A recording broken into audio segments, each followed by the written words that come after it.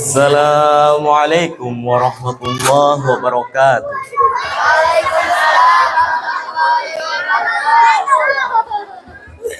Yang terhormat Bapak Ketua DKM Musholah Ana II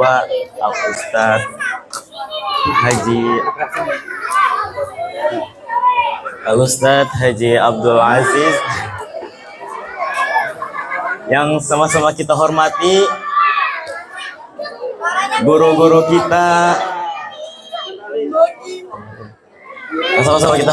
guru kita yakni Al Ustadz Zainuddin beserta istri dan keluarga besarnya, yang sama-sama kita hormati Bapak Ketua RT 11 RW 17 ya, beserta jajaran staf-stafnya, dan yang saya hormati asatidah yang tidak bisa saya sebutkan satu-satu namanya, tapi tidak mengurangi rasa hormat saya dan rasa ta'zim kepadamu. Dan yang saya hormati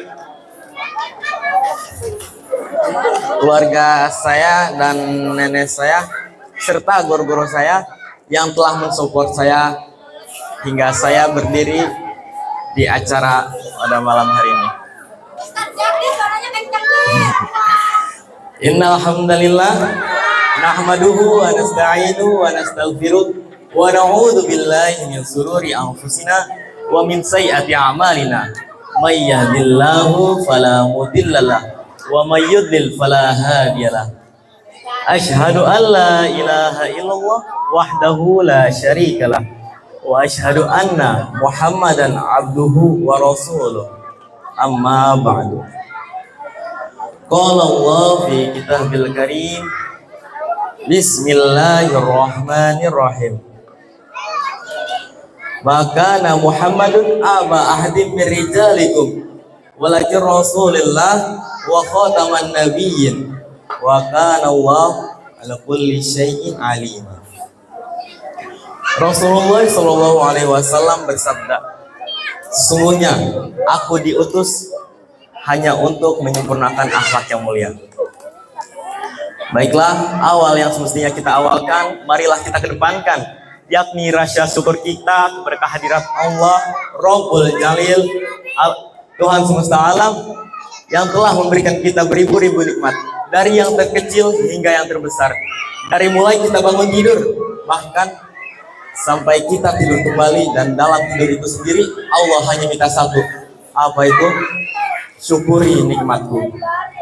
La in syakartum la azidannakum wa la in kafartum inna adzabi lasyadid. Jika engkau bersyukur kepadaku, maka aku akan menambahkannya, dan jika engkau mengingkarinya, maka azabku lebih pedih. Ya.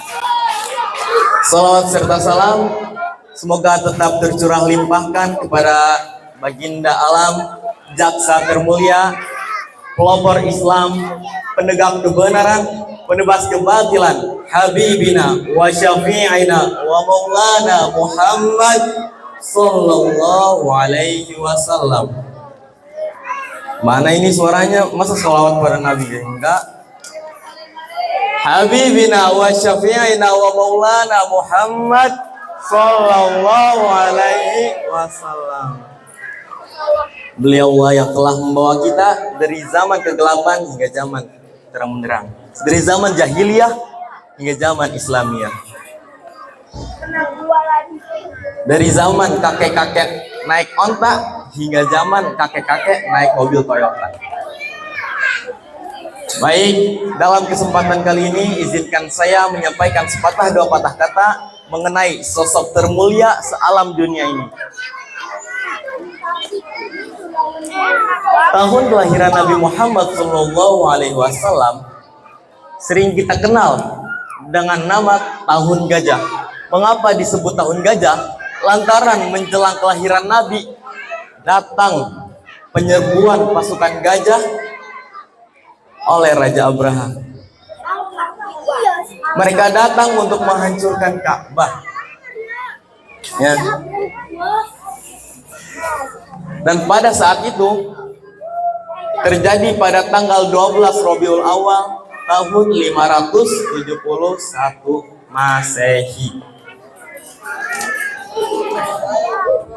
Nah, jika kita membicarakan tentang sosok Nabi Muhammad, ada dua hal yang sangat kita kenal. Yang pertama adalah pribadi beliau, yang kedua adalah ajaran-ajaran beliau, yaitu agama Islam. Dan jika kita membicarakan pribadi beliau, tentunya pribadi Nabi Muhammad SAW adalah pribadi yang terbaik akhlaknya, terjujur orangnya, dan terberat perjuangannya. Pokoknya beliau adalah sosok yang terbaik, terhebat, terjujur, terberat perjuangannya. Bapak Ibu hadirin yang dirahmati Allah, salah satu hadiah yang diberikan Rasul kepada kita adalah sholat. Sholat adalah tiangnya agama. Sholat adalah fondasi agama Islam. As-sholatu imaduddin. Sholat menjadi sandaran seorang hamba kepada Robnya. Kalau kita bersandar kepada bos kita miskin, kita ikut miskin. Kalau kita bersandar kepada jenderalnya pensiun, kita ikut pensiun. Dan jika kita bersandar kepada pengusahanya bangkrut, kita ikut bangkrut. Tapi jika kita bersandar kepada Allah, Allah tidak pernah bangkrut, Allah tidak pernah miskin, Allah tidak pernah pensiun. Maka sandarkanlah segala apapun kepadanya, dan libatkanlah Allah dalam setiap urusan agar kita mendapatkan keberkahannya. Amin amin ya robbal alamin.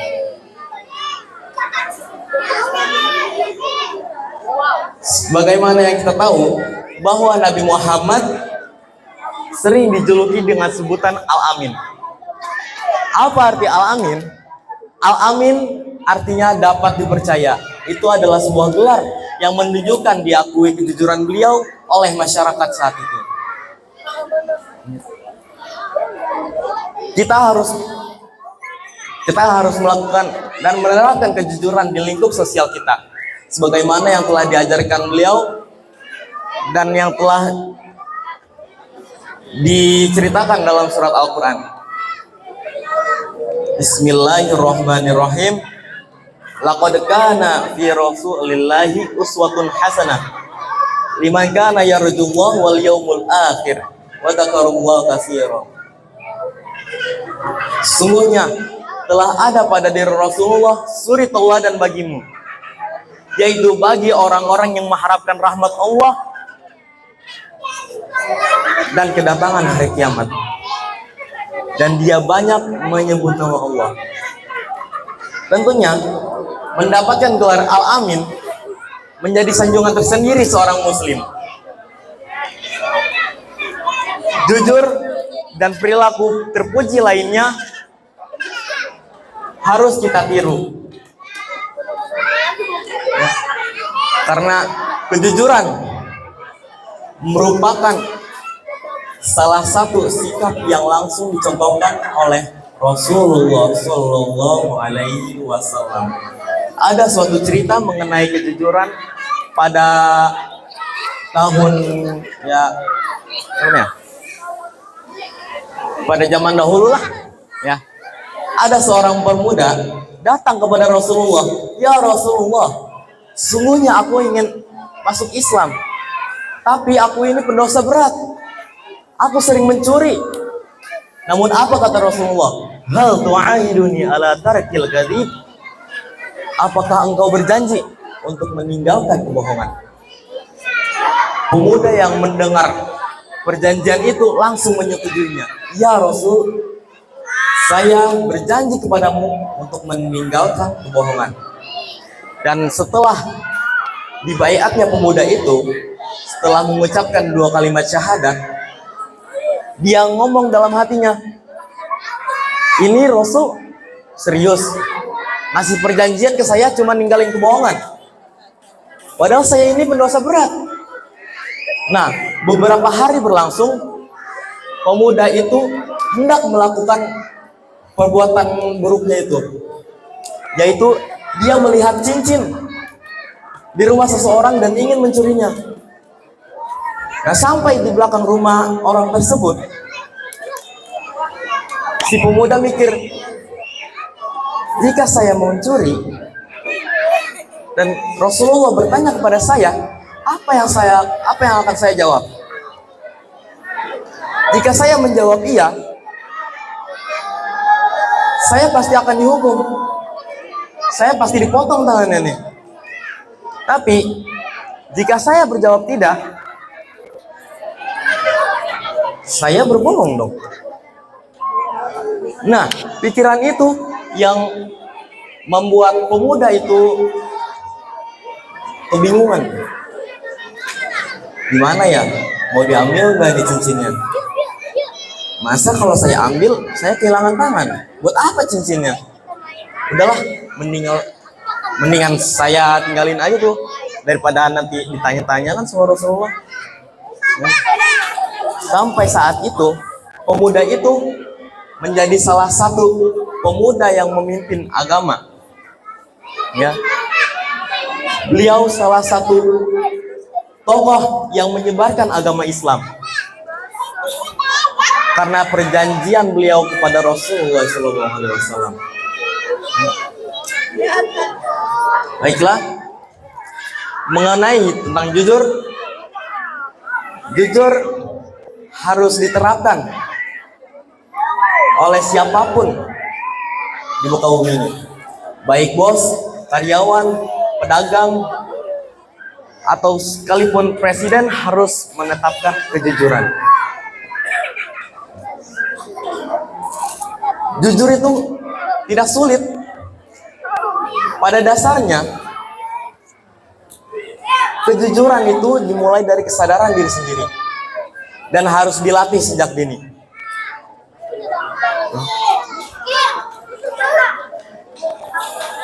Coba, kalau kita berbohong saat ditanya, akan menambahkan masalah yang baru lagi nantinya. Jika kita berjujur, udah, masalah cuman berhenti sampai situ saja. Jadi kita harus jujur dan meninggalkan kebohongan. Dan kita harus mengucapkan yang benar, dikatakan benar, yang salah dikatakan salah. Tidak menutup-nutupi suatu hal yang tertentu. Oke? Sebelum saya mengakhiri acara ini, saya meminta maaf jika ada kekurangan dan kesalahan yang telah saya ucapkan atau saya perbuat. Dan jika ada kelebihan, itu semua dari Allah Ta'ala. Baiklah, mungkin cukup sampai sini karena memang sudah malam. Wassalamualaikum warahmatullahi wabarakatuh.